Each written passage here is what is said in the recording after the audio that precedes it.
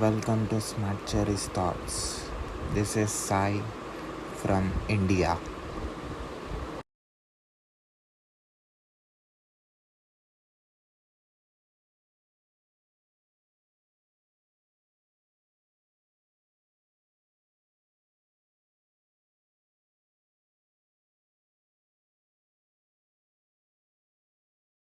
Firstly, thank you very much, Sarah, for accepting my invitation and accepting to be on my show. That's okay. So I've gone through your profile. I can see you're working in Microsoft. You worked in Australia. You're working in United States. So I thought to tell about your work to my audience.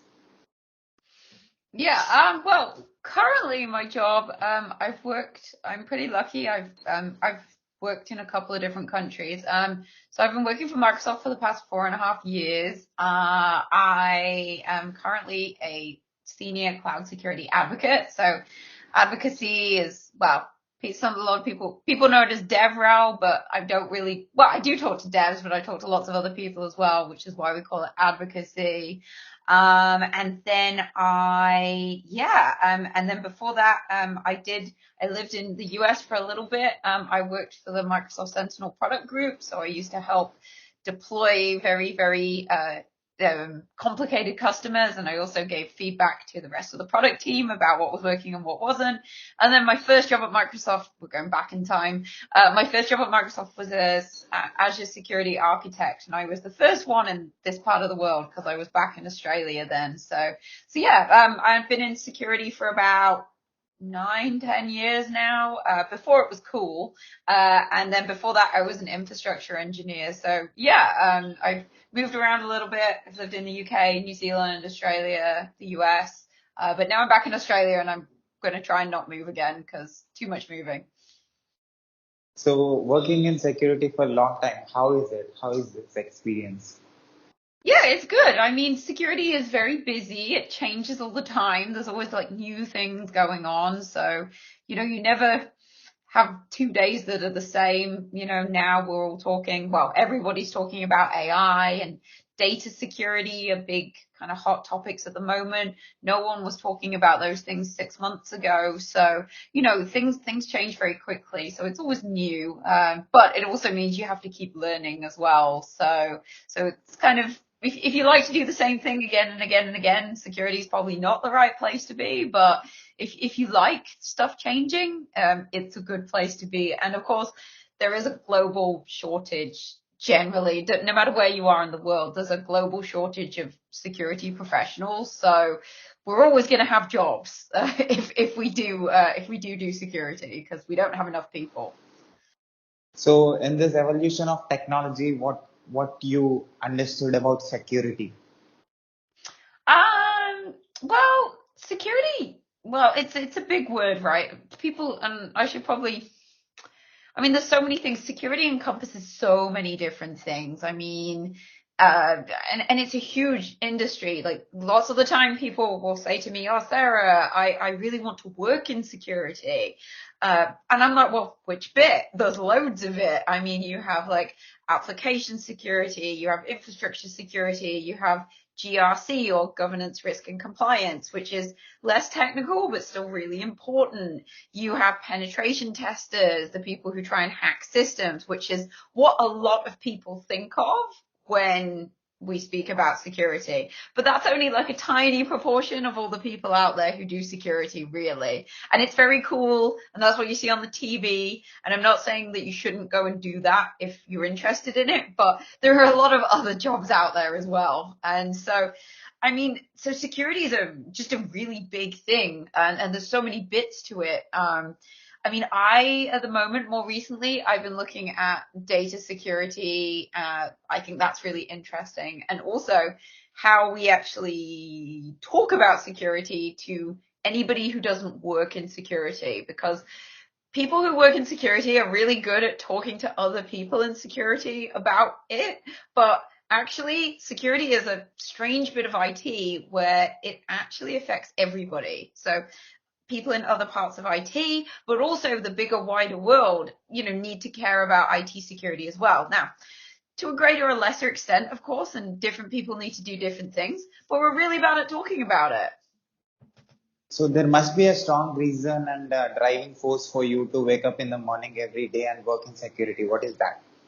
I guess, well, the work is never done. I mean, it doesn't matter. You can never ever secure something 100%, right? It's not possible. There is always a tiny little risk, no matter how good your security is, how good your people are, how good your technology is. There's always a risk, and we can never ever 100% guarantee something will not get breached or hacked. It's not possible, and because of that, we just have to keep going and going and going. It's iterative. I think people are getting generally better at this, but they used to think that security was a one-time thing. You go in, I'll secure all my systems, we're done.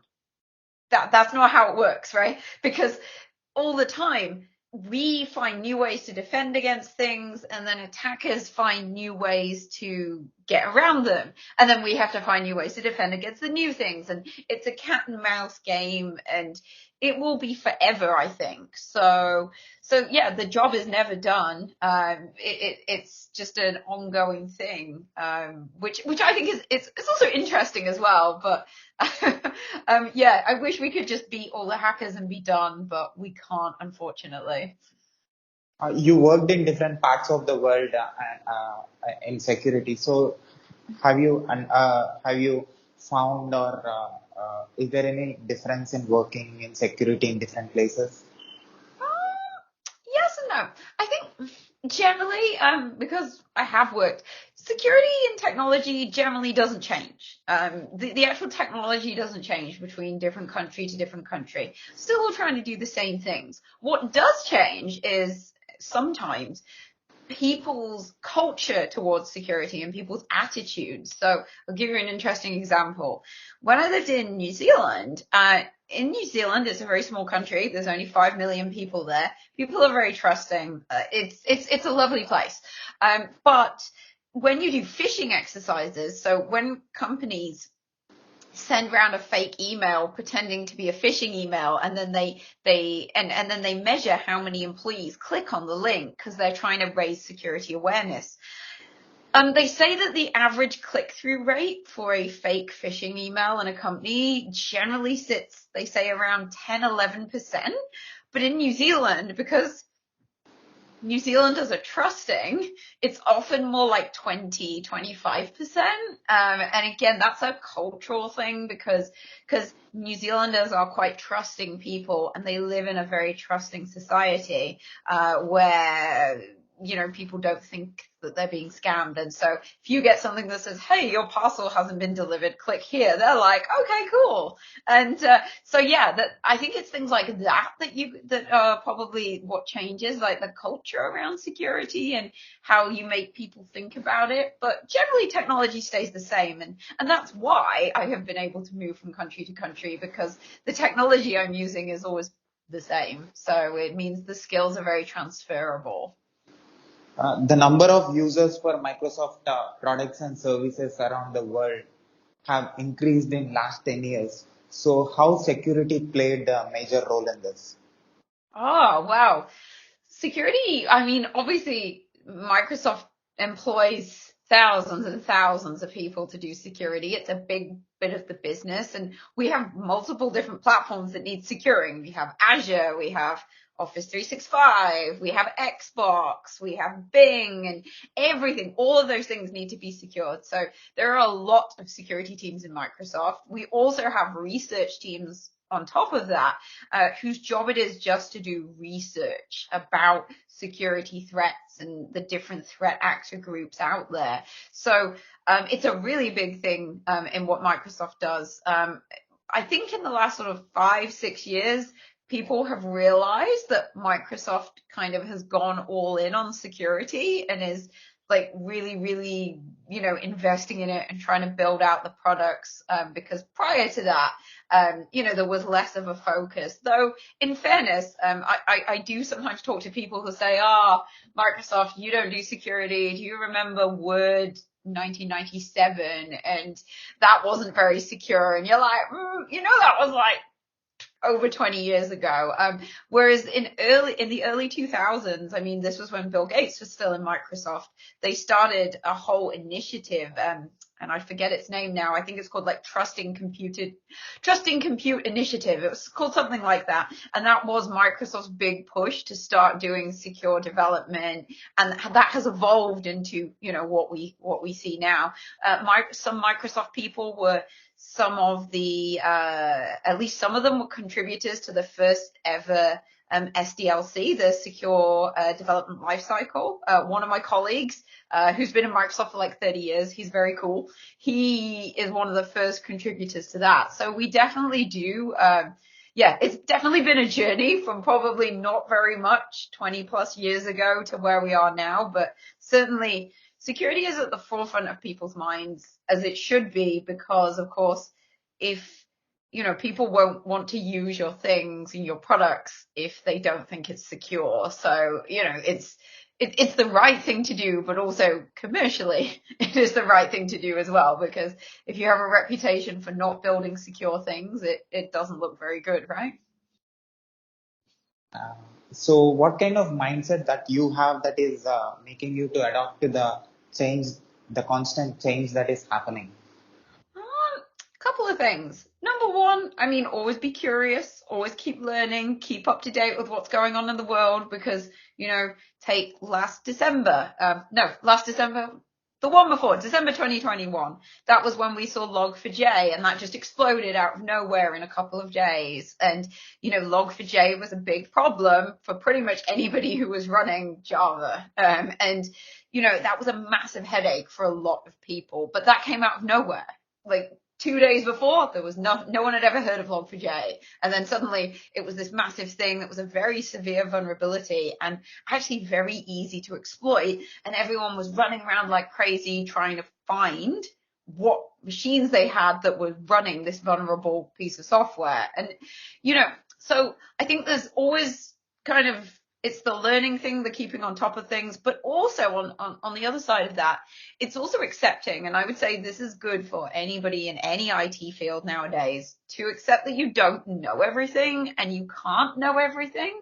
Because I often talk to people who will say, hey, Sarah, like, I just don't know this and I don't know this. And when I started in IT like 15 years ago, we didn't have the change of, things didn't change as quickly. Like every 2 or 3 years, you would get your on-prem software, whatever it was, and you would update it every 2 or 3 years, from like version 9 to version 10.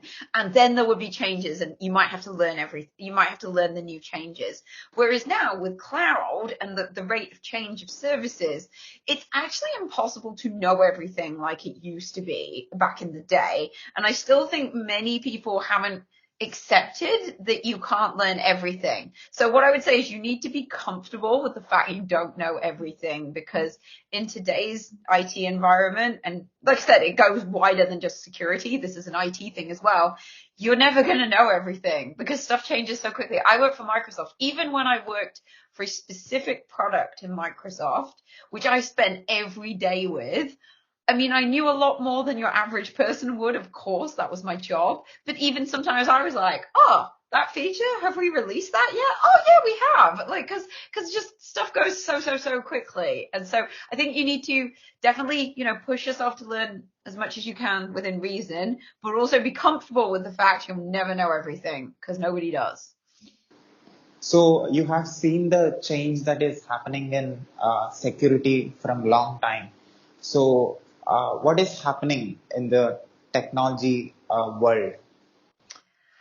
Oh, well, I guess we'll address the elephant in the room. I mean, AI, right?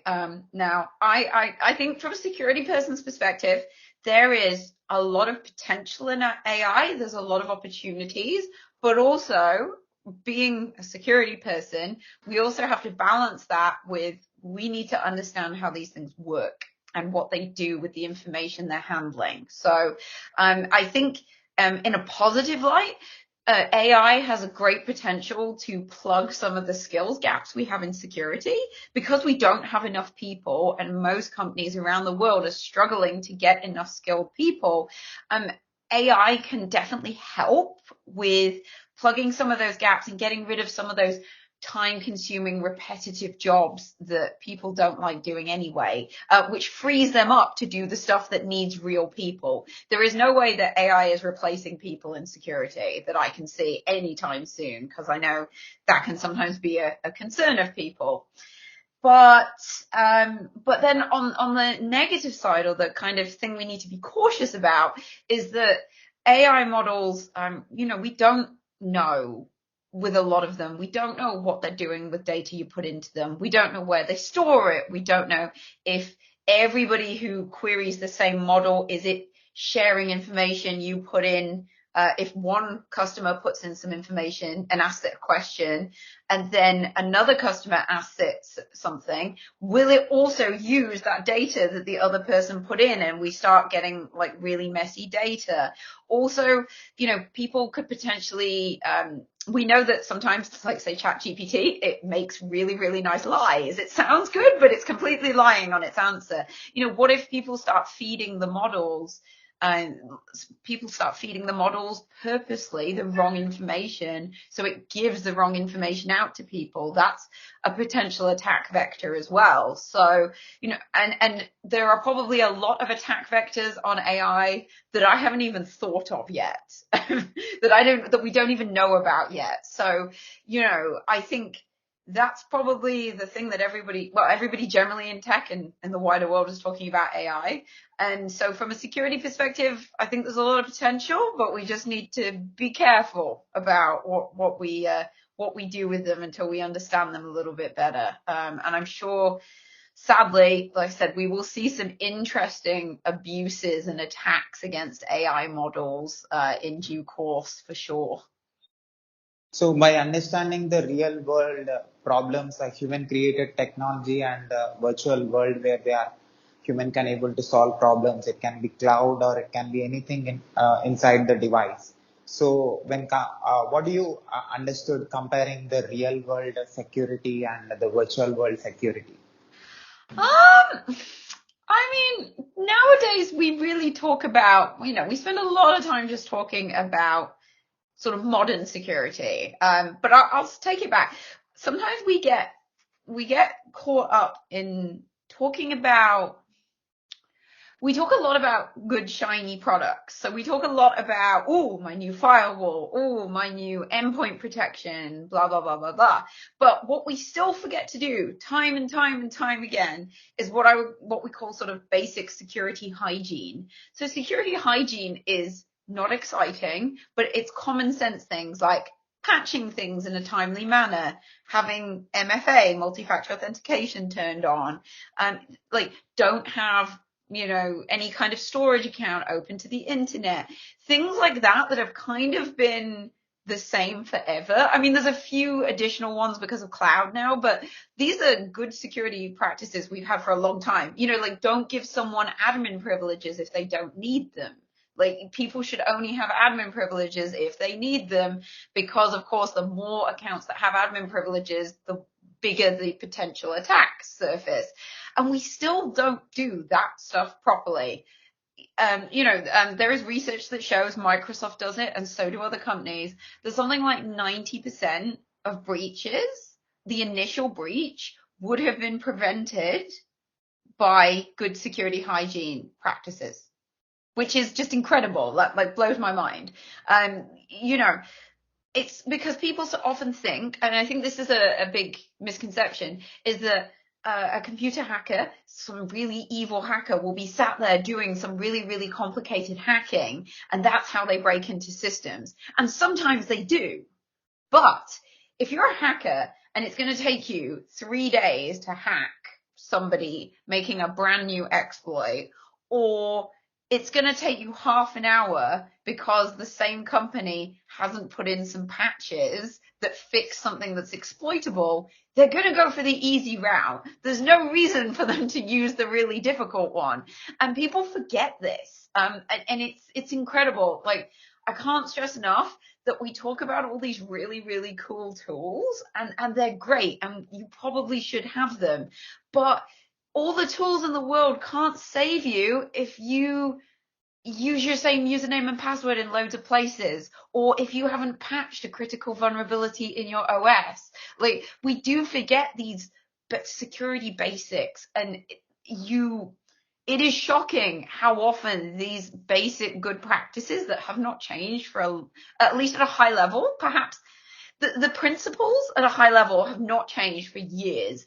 How we implement them, of course, depending on if it's cloud or on premise, that changed a little bit, obviously, because as the technology has evolved, but the principles are the same, and we still don't do it well. And that is what the majority of attackers will exploit, not something really complicated. So that's probably, it's just interesting because security, although maybe the exploits change and the tactics change a bit, the mistakes people make are actually similar time and time and time again.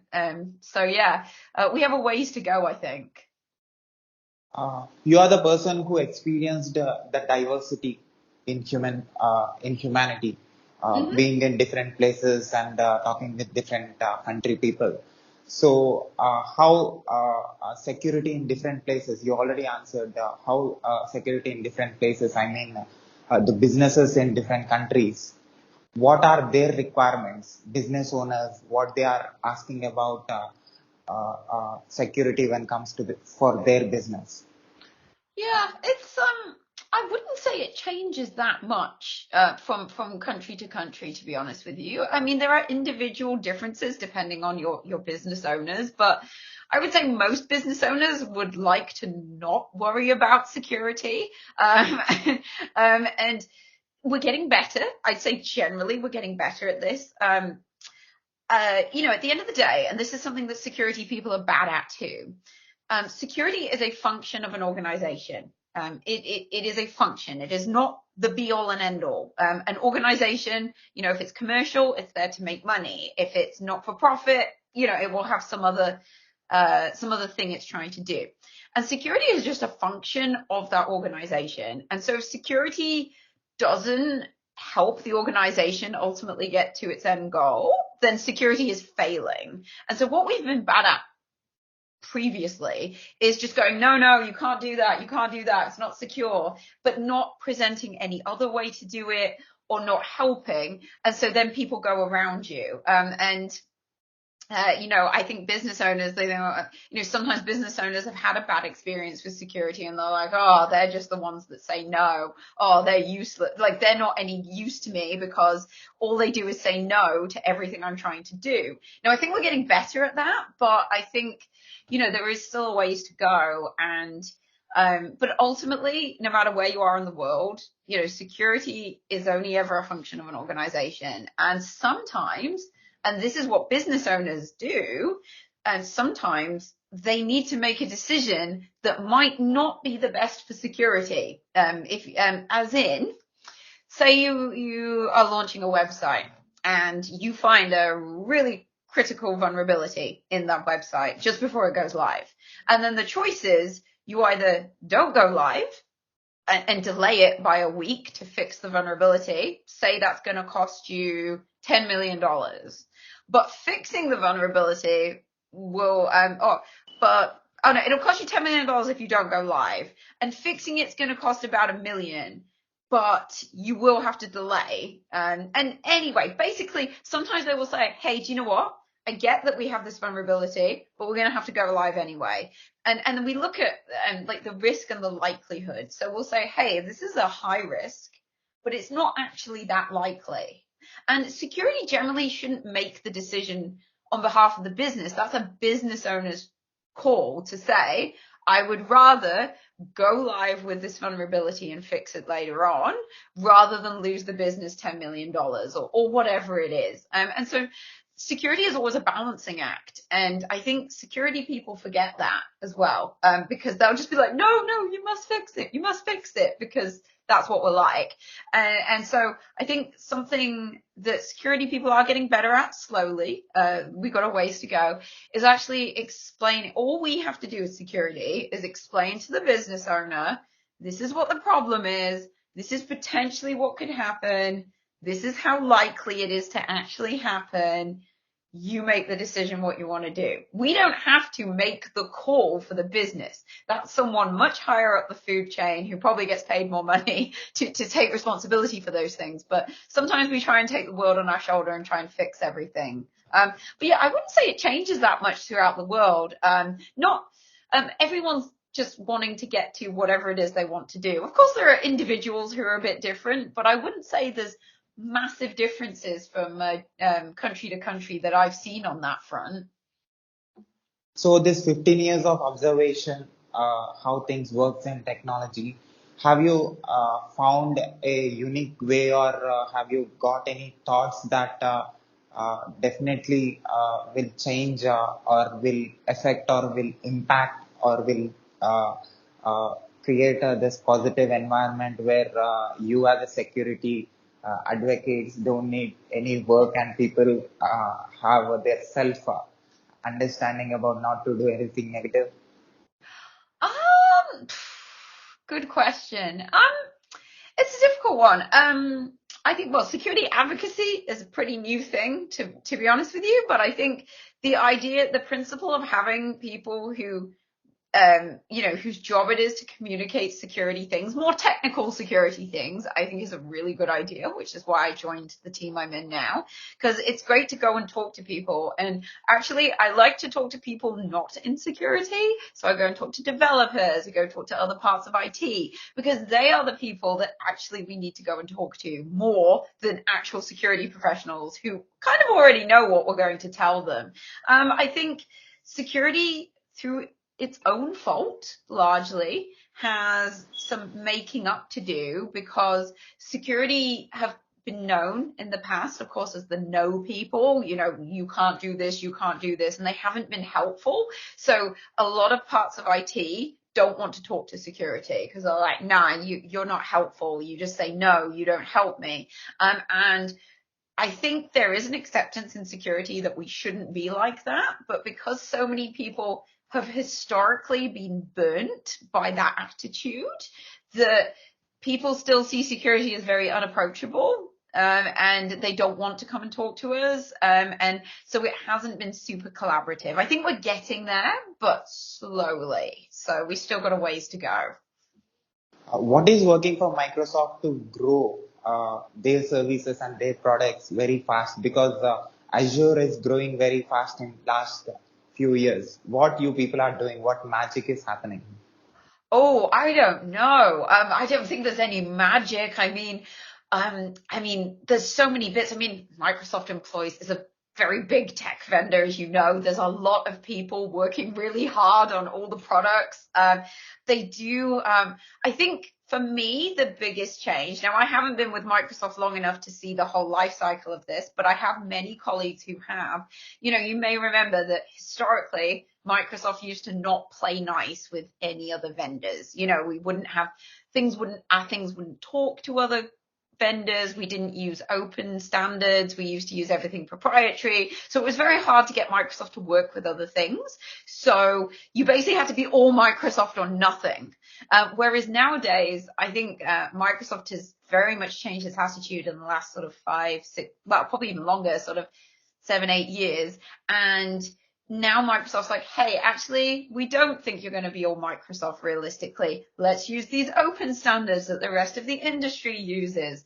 Let's do this. And I think, Microsoft's put the effort into, research and development in the areas of tech that have been relevant as well, like security, like AI, etc. So, I think they've always kept, they've really had their eye on the ball with what's coming and what will be, the next big things. So, yeah, I think and then there's a lot of really smart people working really hard as well. And that's on the products in the background, on, keeping everything running. And then all the people who go out and spread the good Microsoft word. So yeah, there's loads of things. I don't think I could pin it down to any one thing. Our CEO is very cool, Satya Nadella. And when he joined Microsoft, I can't remember what year it was. It was a little while ago now. 2014 maybe, I think. I mean, he has a very different, he encouraged people to have a growth mindset and to kind of think outside the box. And I think sort of that trickle down to the whole organization, you can see in, what Microsoft does now. And what is working for you in order to be great in communicating with computer and communicating with human beings? It's a good question. So I think naturally some of us are better at it than others, but I think one of the most important things is when you talk to different people is to make it understandable to whoever you're talking to. So if I start throwing in lots of acronyms, like I start saying CSPM, blah, blah, blah, blah, blah, and talk to my mom, she has no idea what I'm talking about. But if I say to her, there's a tool and what it does is it looks at all your computers, and I know it's more than computers, but my mom doesn't understand that. So, it looks at all the computers and it tells you if they're secure, if you need to fix things. And if you need to fix things, it tells you what you need to fix. That my mom can understand. And one of my major bugbears about security, although we do it in other parts of tech, but as I said, security is my bit of tech. So is that we have been very gatekeepy. And what I mean by that is we tell people, security, I've always enjoyed telling people, this is very complicated. You wouldn't understand because it's security, blah, blah, blah, blah, blah. And we've been doing that for years. And I think, it's partly a job preservation thing, which is silly because we have a security shortage. Like, we don't need to preserve our jobs. Like, if that's what you think you need to do to preserve your job, you probably aren't very good at your job.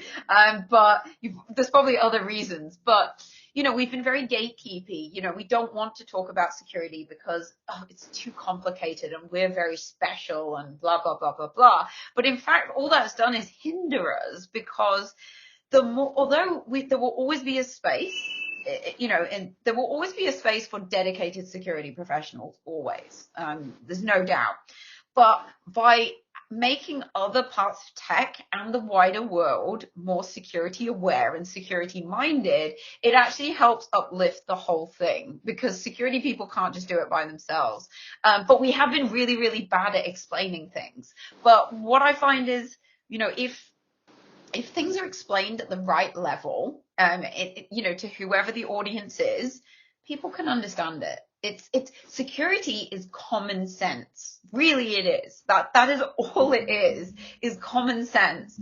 I mean, of course, there are some very niche bits of security where you need particular type of training, but those high level principles of how we do security are very, very accessible to everybody. And I detest the gatekeepingness that we sometimes put around helping people understand security principles. So yeah, I think that's why there's a space for advocates and good communicators. And I would always say there's a well-known problem. It's got a couple of names. It's not, again, a security specific or even a tech specific problem. It's called the expert problem. And the expert problem, it sort of describes that the more you know about a topic, whatever that topic is, the worse you are at explaining it to other people because you start to assume that people know what you do. So you don't explain things in simple terms, et cetera, et cetera. And like I said, it's not a security or tech specific problem. It's just human psychology. So always remembering, am I explaining this in like a simple way that someone's going to understand rather than just assuming knowledge is really, really important. So working in security, knowing do's and don't do's for a long time and being logical with the machine all the time, how this work experience impacted or affected you personally and you as a person? I'm probably, well, given a lot of time to my work, but haven't we all? I mean, I find security really interesting generally, like not just in my work, in my paid work, but in my day-to-day life. I went to the hairdressers 2 weeks ago. I ended up talking to my hairdresser about password managers, random things like that, because I think what's fascinating about security to me is that everybody, if you use the internet, which everybody does, and even if you're one of those people who tries to be tries to keep everything off digital, it's not really possible, right? And so all of the security stuff does affect everybody in some way, shape, or form. And that's what I find fascinating. Also, whenever my family get weird emails and they get worried or they clicked on a link, they always call me now and they're like, do I need to worry about this thing? And you're like, nah, you're fine. I get a lot of that as well, but I'm going to say that's the tech person's curse of being a tech person with family. So I mean, I just think it's really fascinating how relevant security is to everybody, because if you have a digital footprint, which everybody does, you are potentially exposed to, some of these things that happen out there. And the difference between on-premises data security and the cloud data security. Not as much as you'd think. So again, high level principles, pretty much the same. How you implement them sort of further down changes a bit, because cloud and on-prem are not the same.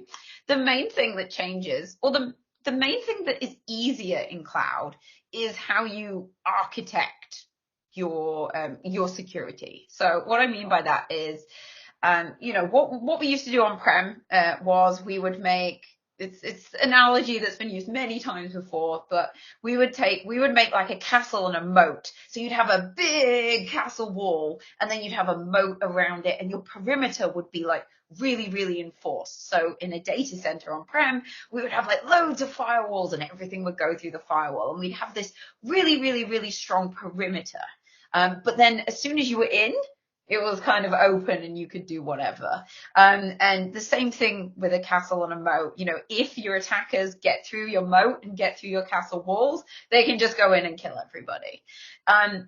That architecture is not the best way to do things in cloud. And unfortunately, the good thing is about cloud is that it's much easier to have. I mean, I'm throwing out the buzzwords here, but zero trust architecture. And basically what it means is, in simple terms, zero trust basically means everything is verified, and everything must be explicitly given access to something that it needs access to. So you don't put like loads of things in a subnet that don't need to talk to each other. Everything should be segmented, and the idea, this is very, very simplified version, but essentially the idea is that if you were breached, the idea is it's hard for your attacker to move laterally throughout your environment. So if they breach one machine, they can't just then move around, because there are more security controls in place, be it firewalls, be it network security groups, et cetera.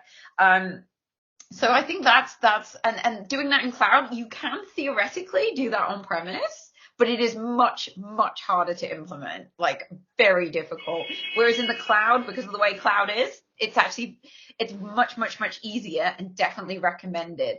The other main difference is that instead of having that big perimeter that you would have generally defined at the network level in on-premise, in cloud, we can't have that, because most cloud environments are spread out. So you'll have your cloud. You might have more than one cloud, commercial cloud that you use. You might have a bit of on-prem as well. Let's face it, most organizations still do have on-prem. You can't just get rid of it. And you might have some SaaS providers as well, right? There could be, things everywhere. And so you can't contain everything within a firewall, within the network like you used to.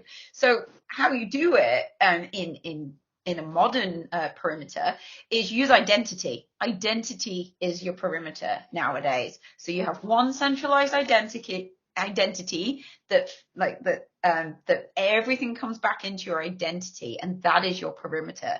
That is a big change that still quite a few organizations are struggling to get their head around, that they just want the network perimeter.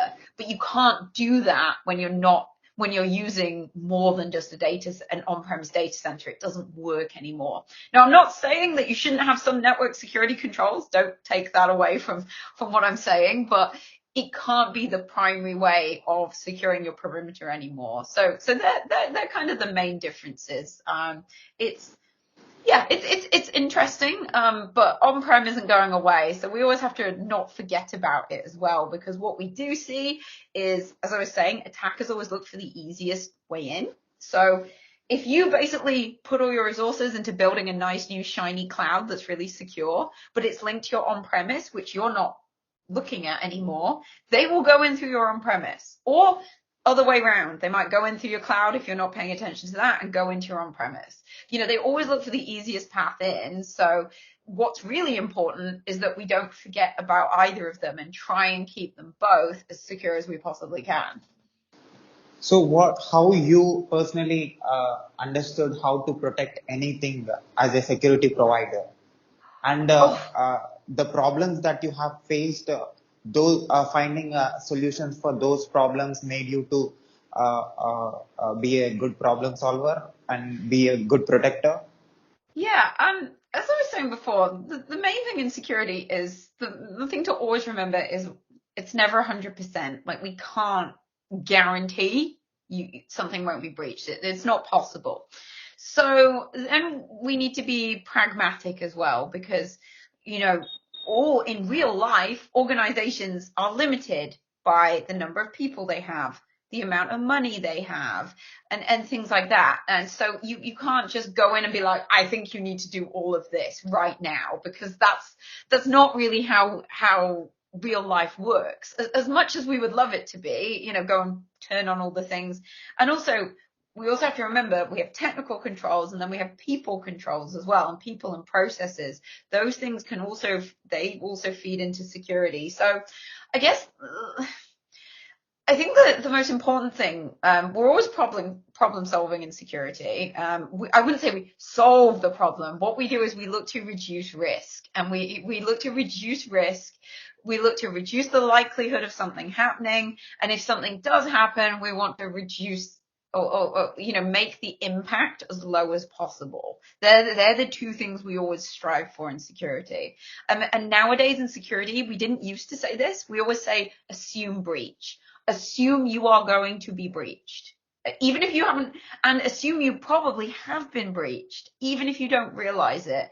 Even if you didn't realize it and nothing bad happened, someone has probably broken into your system at some point, and assume someone will do it again. But how do we make it harder, and how do we protect and how do we make it very hard for a potential attacker to get to like the most critical business things? They're the decisions we have to make, which I think is why we need some quite business savvy security people. Because I always say this, the technology is quite straightforward, is relatively straightforward. Like, we have technology, we can implement it. As long as it's implemented in a good way, it does what it's supposed to do. What's difficult is you can have all the technology in the world, and then someone writes their password on a post-it note and puts it under their keyboard, or clicks on a dodgy link, and it's game over. So there's always this. I think the most important thing for a security person is to understand the businesses, the organization's priorities, and then work out, which you can only do with a dialogue, because we don't know as external people, what's your priority? What do we need to protect? Because as I was saying earlier, security is a function of an organization. It's not just this thing that needs to be done by itself. So we have to balance it all. And I don't have an answer, because different businesses will tell you different things. Some businesses might say, oh yeah, I don't care about that. Whatever. If it gets hacked, we don't care. They probably won't say we don't care, but they're like, oh, that's not so important. We'd rather fix this system. Things like that. You don't always get the same answers. Security is always shades of gray. So it's really interesting. And sometimes I wouldn't even say we problem solve, because ultimately, as an external security person, I don't take any responsibility for that organization. What I can do is I can present options and explain the consequences of the options, and that let someone who knows the business better than me make the call on what works right for the organization. So it's very collaborative, but we're often not very good at doing that. So that's when it breaks down, and there can be mismatches in what people are expecting and what they get. So, it's definitely an area that we can always improve on. So in past few years, the virtual world is playing a major role, especially in pandemic. A lot of internet users or software users, the number has increased. Is this because of the trust that they have on experts like you who are protecting them, or who are protecting their data, or who believes that you are going to take care of everything that their things? I'd love to think that was the case, and I'm sure it is for at least some of the people. But I would say as well, there is at an enterprise level, so a big organization, I absolutely think, they take on tools and new things and they will assess, they have the maturity to be like, okay, do we trust this company? Are they going to handle our data? Blah, blah. But I think for your everyday person on the street, they just want to use the thing. They don't really care.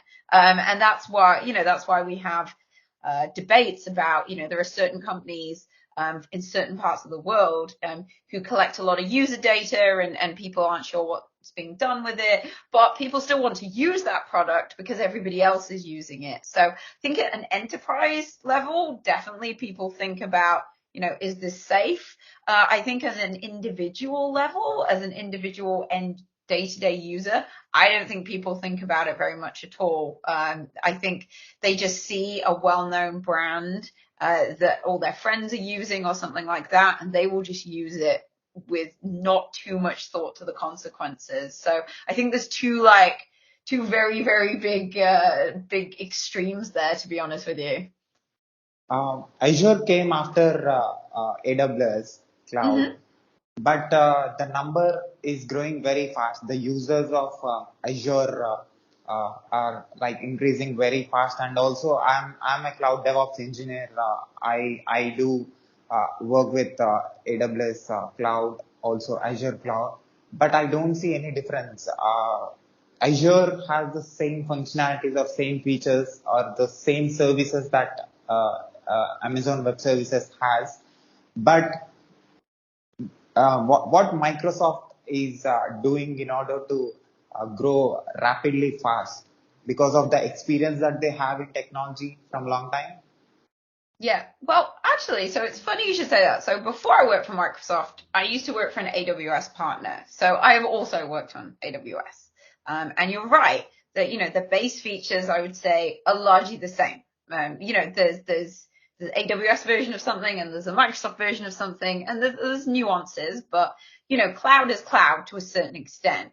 However, the main difference I've seen between AWS and Microsoft is that AWS is more partner dependent, as in they will sort of say, oh, we don't make that tool. You need to go, procure one of our third party partners tools.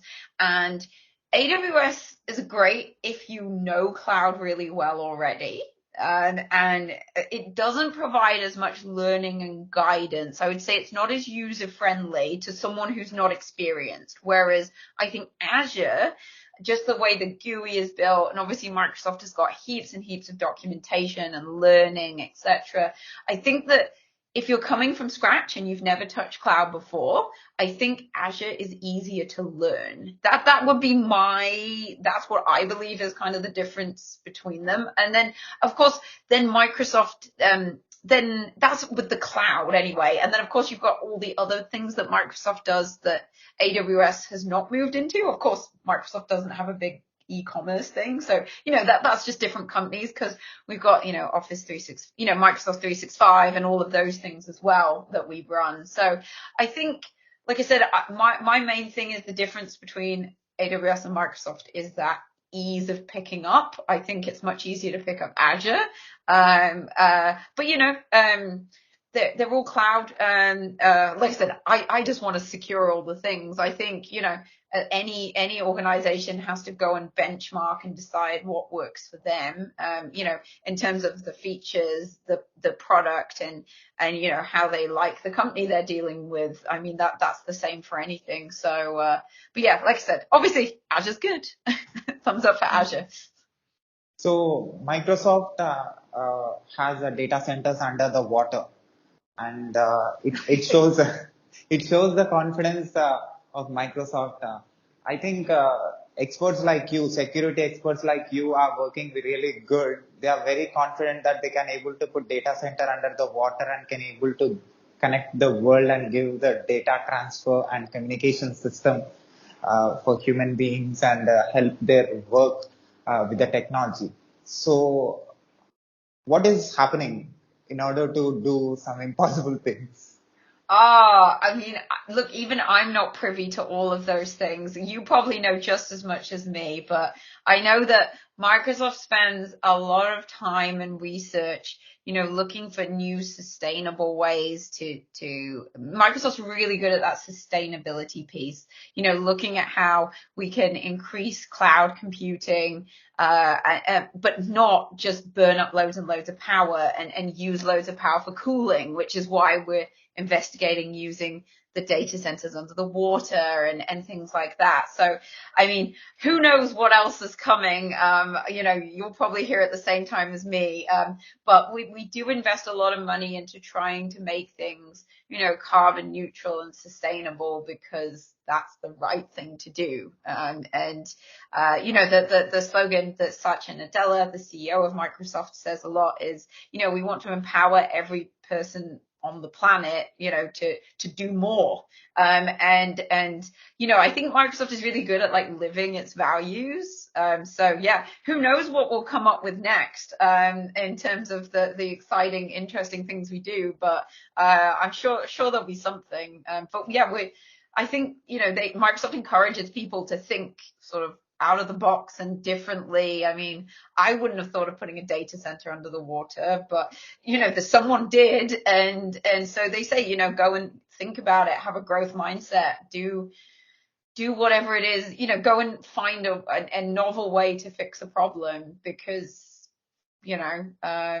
just because it's the right thing to do. One last question. Sure. Microsoft Azure or Microsoft products or services have been used even in the satellites, in the space as well. People are able to use their services and able to solve their problems. Human beings can able to solve their problems in putting it in satellites as well. My question to you is, as a person who is working in Microsoft, do you have any idea that when Microsoft is going to put data center in other parts of the solar system? I don't know. I still think we're kind of focusing on stuff on Earth at the moment. We've still got there's quite a few spots in the world. We had the first data centers in Africa, but we've just got them in South Africa. Who knows? That might be expanding. I think we've got a couple of spots in the world we'll probably do first.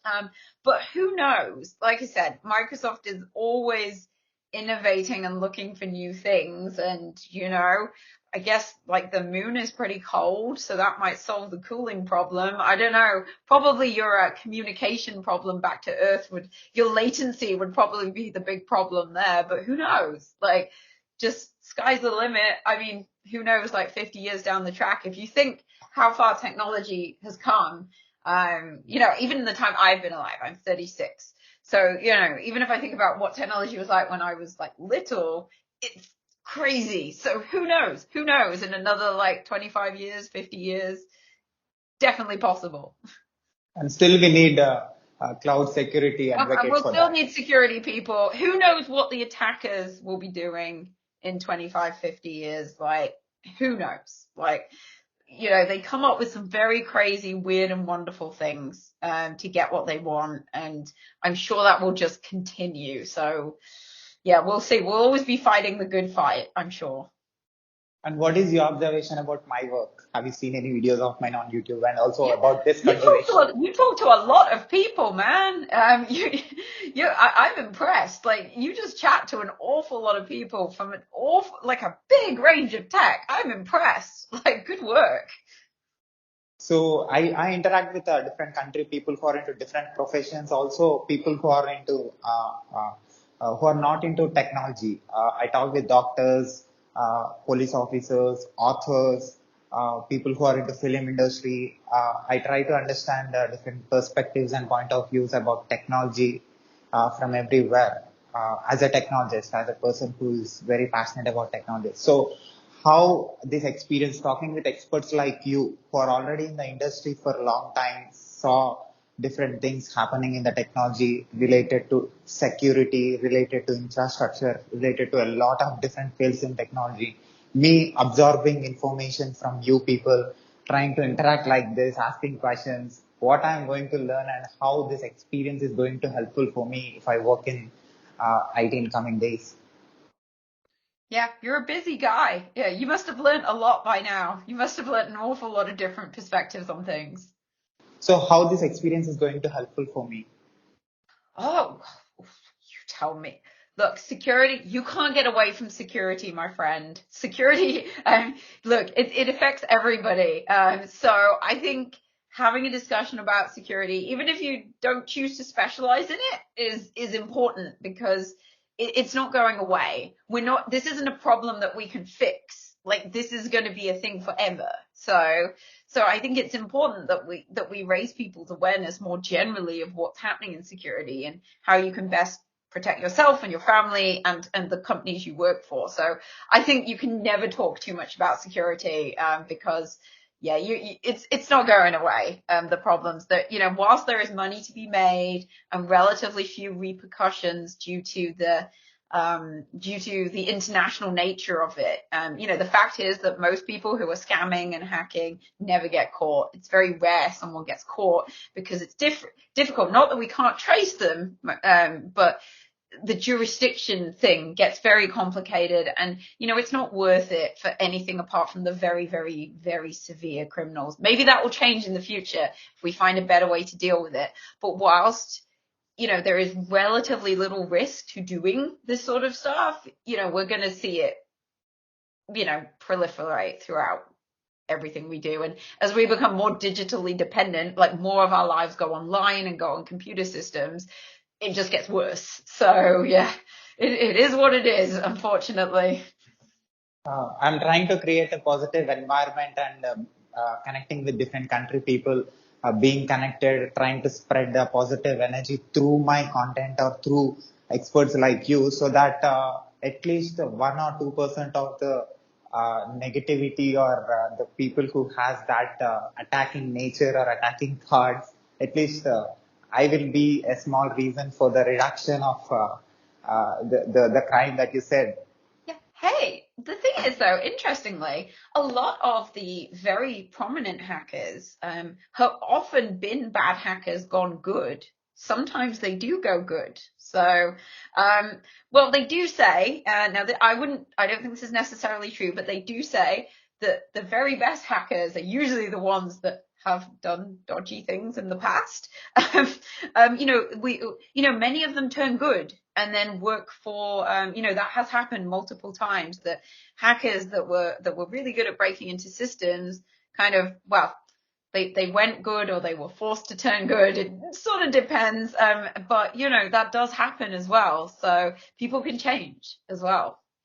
Your words should reach a lot of people, and your words should change at least some part of the world, and it will be a great contribution, and I'll be the reason for that contribution.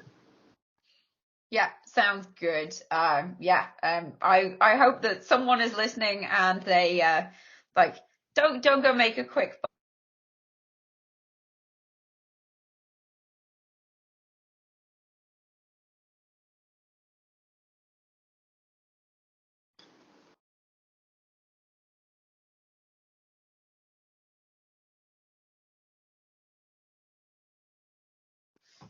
Ooh, Yeah, we are connected.